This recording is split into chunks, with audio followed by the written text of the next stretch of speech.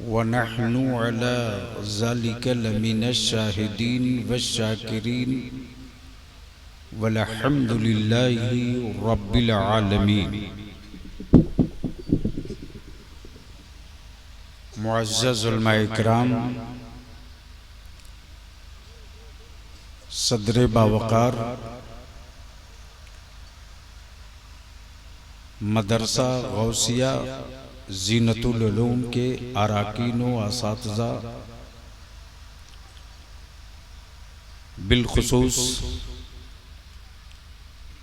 फाज़िल गिरामी आलिम नबील हज़रत अल्लामा मौलाना रफ़ीक आलम साहब, फाज़िल गिरामी मर्तबत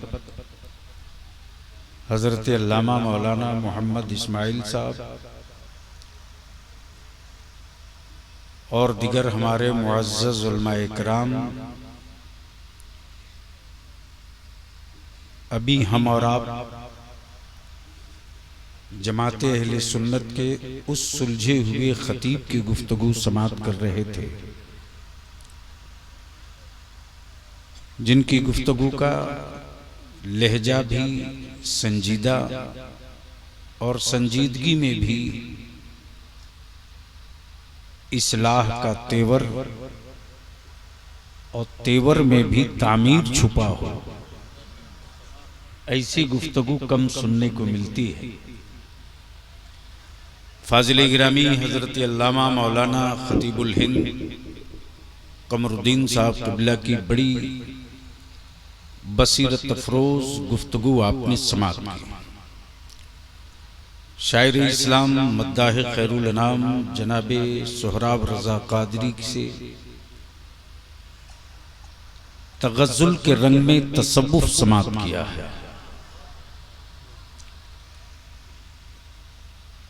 मद्दाह खैरुल अनाम जनाबे इरफान गयावी इमरान गयावी से भी नातो मनक़बत आपने समाअत की। माइक वाले थोड़ा इको कम कर दो, हटा दो। हाँ, इको हटवाई। आने के बाद हैरत भी हो रही है, खुशी भी हो रही है। हैरत इस बात की हो रही है कि जहां पूरा भारत लॉक की तरफ है, खुशी इस बात की तरफ है कि जिक्र नबी की बरकतों से अभी हम खुले हुए हैं।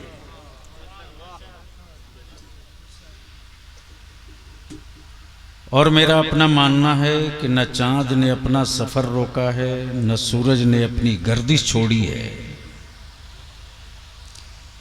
अगर ईमान है इस मिट्टी के वजूद में तो न हम नबी की शरीयत छोड़ेंगे, न मुस्तफ़ा का इश्क छोड़ेंगे।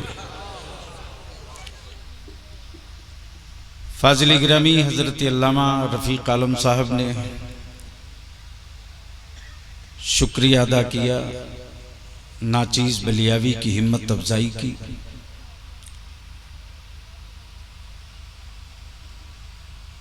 ये सही है कि जो करीब हैं वही जानते हैं, और दूर से पत्थर मारना तो हर एक को हर एक के लिए आसान ही होता है। बस दुआ फरमाएं कि रब्बे जुल जलाल कुछ कर के मरने की तौफीक अता करे। मैंने भी वादा कर लिया था फाज़िल गिरामी हज़रत हाफिज सफ़ीउल्लाह साहब से और उनके बड़े भाई, क्या नाम है,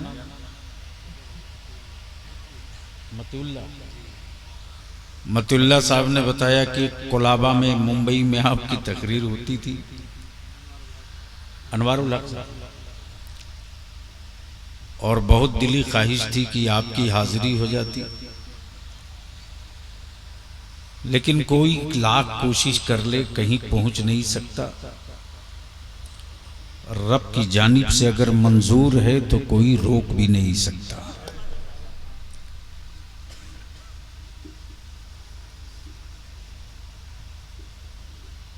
हैरत इस बात की हुई कि जहां लोग दीन और तामीर से भाग रहे हैं, वैसे माहौल में 10 साल की सिर्फ मुद्दत में इतनी बड़ी इमारत तामीर कर लेना, ये किसी चमत्कार से कम नहीं लग रहा। ये उनके लिए चमत्कार से कम नहीं लग रहा जो तामीर मांग के करते हैं, और जिनकी तिजोरियां सिक्कों से भरी पड़ी हैं, उनके लिए तो कोई प्रॉब्लम ही नहीं। लेकिन यकीनन ये इखलास और खुलूस की बरकतें हैं। इसकी तरफ मैं बाद में पलटूंगा। पहले मैं आपसे जान लूं कि क्या बलियावी से थोड़ी देर तकरीर सुनना पसंद करेंगे? अरे सुनने का मूड है तो इतना डरे डरे क्यों? सीरियस मत होइए, सीरियसनेस रखिए। सीरियस होना ये गलत बात है। सीरियसनेस महसूस करना ये गलत बात नहीं, यानी चौकन्ना रहिए, सचेत रहिए, डरे हुए मत रहिए। तो अब अगर सुनने का मूड है तो जी लगाकर बावाज़े बुलंद दुरूद पाक पढ़ लीजिए।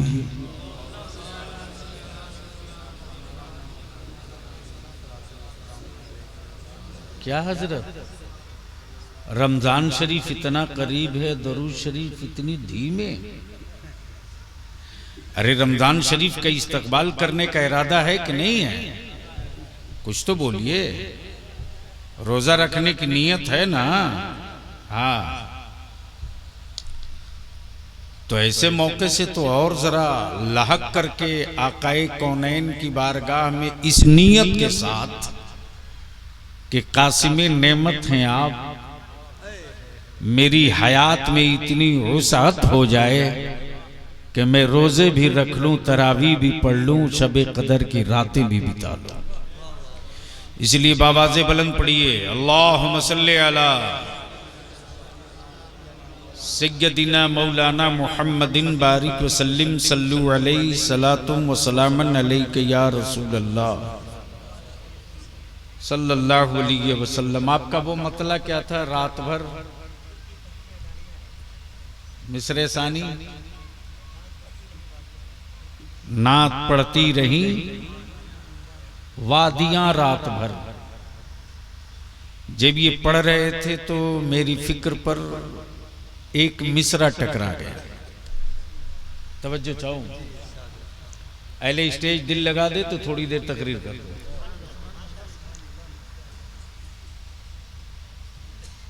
हर कदम हर कदम हर नफस देखते रह गए। हर कदम मौलाना, हर कदम हर नफस देखते रह गए। ये कैफियत कब होती है? जब कोई गांव का गरीब हज बैतुल्लाह को जाता है तो जाने वाले की कैफियत ये होती कि कभी अपनी गुर्बत को देखता और कभी अज़्मे सफर पर निकले हुए अपने वजूद को देखता। उस वक्त उसके ज़हन फिक्र में यही बात आती कि हर कदम हर नफस देखते रह गए। और जब वो पहुंच गया जवारे मुस्तफा में, तब बलियावी ने पूछा कि इंडिया में थे तो ये कहते थे कि हर कदम हर नफस देखते रह गए, यहां आने के बाद कैसा महसूस कर रहे हो? यहां पहुंचने के बाद क्या महसूस कर रहे हो? तो अगला फिर हिंद से शुरू होता कि हर कदम हर नफस देखते रह गए, उनको देखा तो बस देखते रह गए, उनको देखा तो बस देखते रह गए। और ये कैफियत किसी आशिक की देखी तो जिब्रील बोल पड़े, सूरए वद्दुहा पढ़ के जिब्रील भी सूरते मुस्तफा देखते रह गए, सूरते मुस्तफा देखते रह गए। और जो धन्ना सेठ ना जा सके थे, उनकी कैफियत ये रही कि मौसमे दीद आकर चला भी गया, मौसमे दीद आकर चला भी गया, फिर हम अब की बरस देखते रह गए, फिर हम अब की बरस देखते रह गए। और इसी महवर के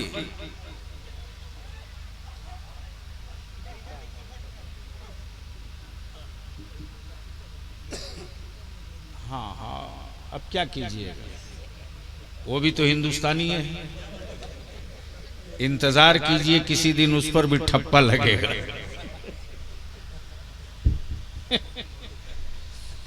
बोल लीजिए मोहब्बत से, बलियावी से बुलवाना है तो बोलना पड़ेगा, मोहब्बत से बोल लीजिए, मोहब्बत से बोल लीजिए, जरा डरिए मत, मोहब्बत से बोल लीजिए।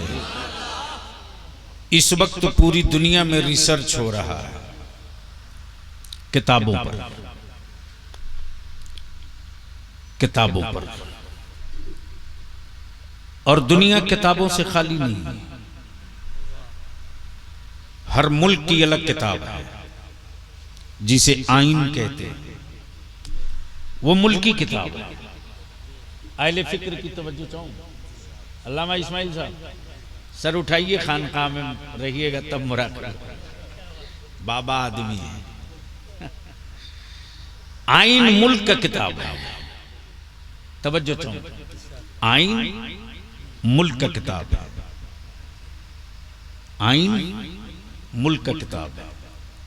मैथ किसी व्यक्ति की किताब है, ज्योग्राफी किसी राइटर की किताब है, हिस्ट्री किसी मुसन्निफ की किताब है, साइंस किसी मुसन्निफ की किताब है, लेकिन संविधान मुल्क की किताब है।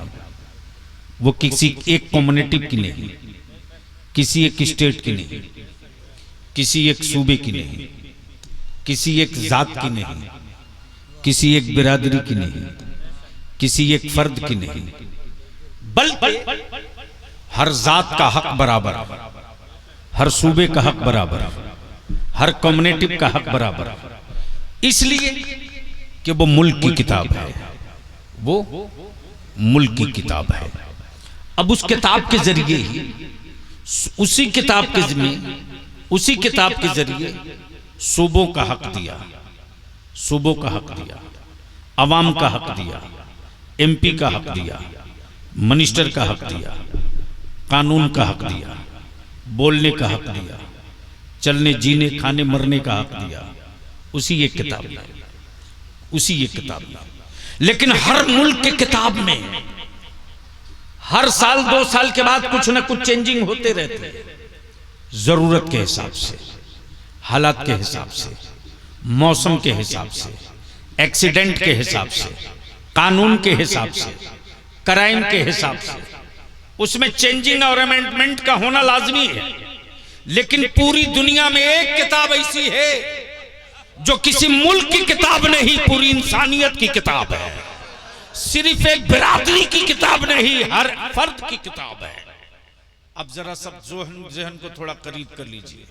हिंदुस्तान का आईन अमेरिका में नहीं चलेगा, हिंदुस्तान का आईन मॉरिशस में नहीं चलेगा, हिंदुस्तान का आईन पाकिस्तान में नहीं चलेगा, हिंदुस्तान का आईन बांग्लादेश में नहीं चलेगा, हिंदुस्तान का आईन अमेरिका में नहीं चलेगा। गोया मुल्क जिसका किताब उसकी। लेकिन वाहरे कुरान मुल्क चाहे जिसका हो, हुकूमत चाहे जिसकी हो, इक्तदार चाहे जिसका हो, बिस्मिल्लाह की बे से लेकर नास की सीन तक बराबर चलेगा।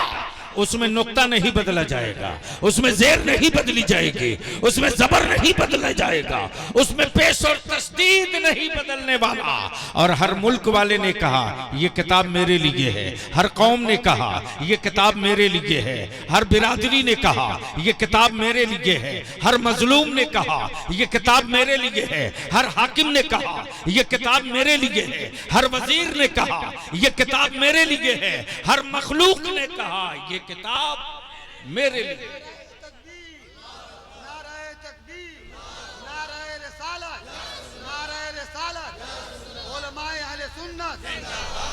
अब अमेंडमेंट और बदलाव की जरूरत क्यों पड़ती? तवज्जो चाहूं इस नुक्ते पर। किसी भी मुल्क के संविधान में अमेंडमेंट और बदलाव की जरूरत क्यों पड़ती?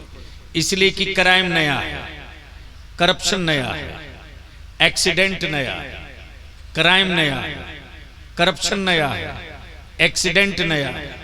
लेकिन कुरान में बदलाव की जरूरत क्यों नहीं? इसलिए नहीं कि कयामत की सुबह तक जो जो होने वाला है वह सब कुरान के अंदर पहले से मौजूद है, वह सब कुरान के अंदर पहले से मौजूद है। अब पूरी दुनिया मिलकर इस पर रिसर्च कर रही है। अब बहुत दूर नहीं जाऊं, गांव का नाम क्या है? रामपुर माधो, बड़ा प्यारा नाम है। रामपुर के साथ माधो भी लगा। और याद रखना इस वक्त पूरे हिंदुस्तान में सबसे ज्यादा जरूरत है तो आपसी भाईचारे और मोहब्बत की। एक मुट्ठी भर लोग लगे हुए हैं हमारे मुल्क की उस तहजीब को आग लगाने के लिए, लेकिन मैं तो उनको मुस्कुरा कर कहता हूं कि तुम्हारे नफरतों के चिराग में उतना दम नहीं है जितना मोइनुद्दीन के प्रेम और मोहब्बत के दिए में पावर है। लाख कोशिशें कर लो, मोइनुद्दीन की चौखट पर आते ही सारा खन्नास जहन से बाहर आ जाता है। और उस वक्त जो लोग कल देखना नहीं पसंद करते थे, अब तो वो लोग भी चादर भेजने लगे हैं। कल तक जो लोग देखना नहीं पसंद करते थे, अब वो लोग भी चादर भेजने लगे हैं। गोया मोइनुद्दीन की बादशाहत का इतराफ बाद ही में सही लेकिन कर तो लिए हैं, बाद ही में सही लेकिन कर तो लिए हैं। अब जरा सा जहन को हाजिर रखिए हसास होकर, तो मैं अपनी गुफ्तगू का एक पार्ट और आगे बढ़ाऊं। रामपुर माधो में एक सेठ के दो बेटे, एक बहुत तेज था, एक बहुत ज़हीन था, एक बहुत फास्ट था, यानी उसके माइंड का सॉफ्टवेयर बहुत फास्ट। उसको भेजा डीपीएस में। और एक थोड़ा बेचारा सोलो था, उसको भेजा मदरसे में। जो सोलो वाला है वो मदरसे में, जो सोलो वाला है वो मदरसे में। और लाया भी मौलाना रफीक साहब तो ये नहीं कहा कि बहुत शरीफ है हाफिज सफीउल्लाह रख लीजिए, बहुत ज़हीन है रख लीजिए, बहुत मुखलिस है रख लीजिए, बहुत मुअद्दब है रख लीजिए, ये नहीं कहा। आते ही बोला हजरत पूरा घर तंग आ गया है तब लेकर आए हैं। समझो चाहो क्या कहा? पूरा घर तंग आ गया है तब लेकर आया है। मोहल्ले वालों से लड़ते लड़ते मुझको तबाह कर दिया है इसने, तब लेकर आया हूं, तब लेकर आया हूं। बहुत बदमाश है हजरत, संभाल के रखिएगा। जी ठीक है, कोई बात नहीं, बदमाश है ठीक हो जाएगा, बदमिजाज है अच्छा मिजाज हो जाएगा, बहुत ज्यादा बदतमीजी करता है शरीफ हो जाएगा। मैंने कहा हाफिज साहब आपके मदरसे जीनतुल उलूम में कहीं जेल खाना तो नहीं, कहीं हथकड़ी तो नहीं, कहीं कैद खाना तो नहीं, कहीं बेड़ी तो नहीं, कहीं रस्सा तो नहीं, इसको ठीक कैसे कीजिएगा, इसको ठीक कैसे कीजिएगा? इन्होंने जवाब दिया हथकड़ियों की जरूरत वहां पड़ती है जहां नबी की शरीयत नहीं होती है, बेड़ियों की जरूरत वहां पड़ती है जहां इस्लाम की बेड़ियां नहीं होती। हाफिज सफीउल्लाह ने कहा छोड़ दीजिए, छोड़ दीजिए, मदरसे के सहन में छोड़ दीजिए। मैंने कहा बदमाश से भाग जाएगा, कहा नहीं भागेगा। मैंने कहा पत्थर मारेगा, कहा नहीं मारेगा। जिस रूम में जी चाहे सो जाए, जहां चाहे बैठ के खा ले, जहां चाहे बैठ के पढ़ ले, जहां चाहे बैठ के पढ़ ले, जब चाहे चलते रहे, जहां चाहे खेल भी ले। अब जरा सा तवज्जो चाहूंगा, थोड़ी सी तवज्जो चाहूंगा। मुसलमान तेरे मुठिया में कितना दम है रे, मुसलमान तेरी ज़कात के सिक्कों में कितना पावर है रे, मुसलमान तेरी ज़कात और अतियात में कितनी ताकत है रे। आज पूरा हिंदुस्तान, पूरा हिंदुस्तान, पूरा हिंदुस्तान का खजाना खोल दिया। कोई भूखे न मरने पावे, कोई फाके से न मरने पावे, कोई भूखमरी से न मरने पावे। बीपीएल बनाओ ताकि कोई भूखमरी से न मरे, बीपीएल लाओ ताकि कोई भूखमरी से न मरे, फ्री गल्ला और राशन दो ताकि कोई भूखमरी से न मरे।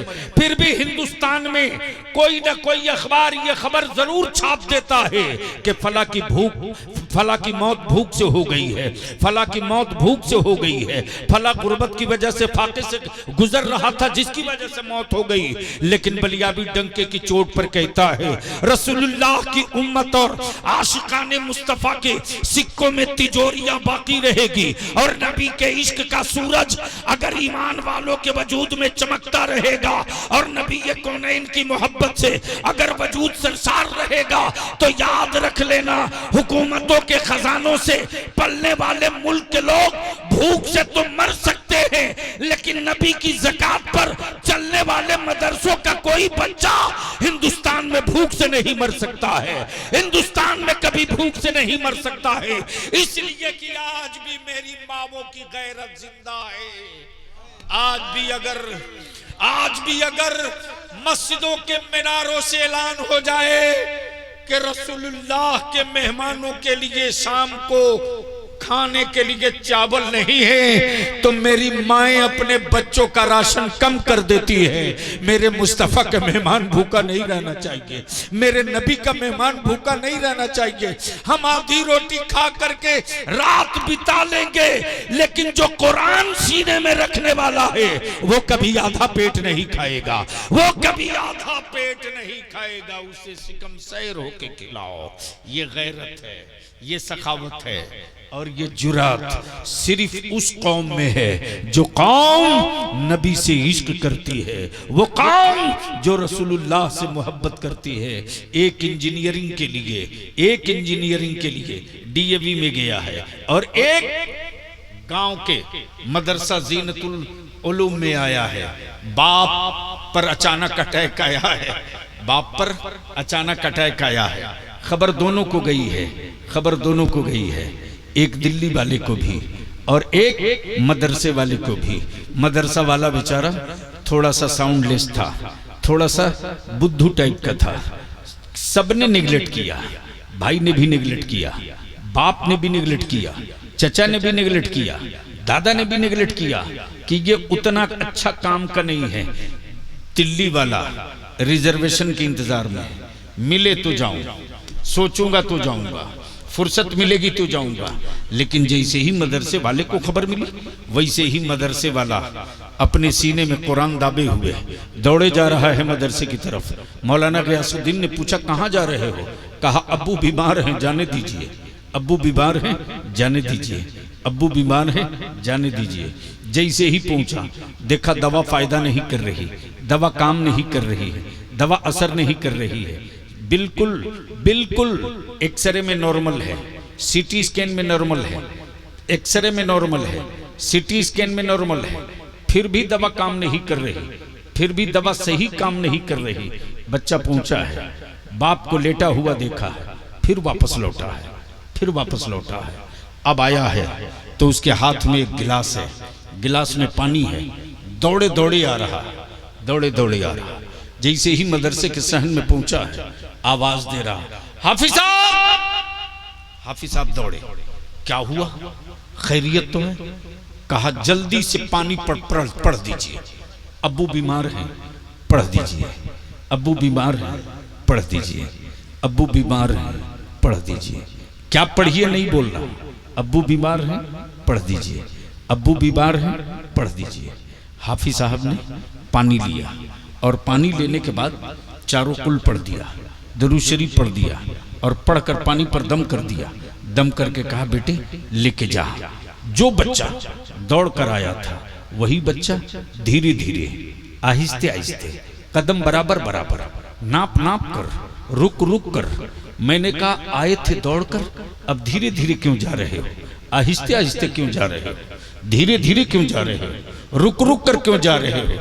बच्चा जवाब देता, अब्बू मर जाएंगे दिल को बहला लूंगा, भाई मर जाएगा दिल को समझा लूंगा, माँ की सांसें उखड़ जाएगी दिल को मना लूंगा, लेकिन कुरान का पढ़ा हुआ पानी जमीन पर गिर जाए इसे कभी बर्दाश्त नहीं कर सकूंगा।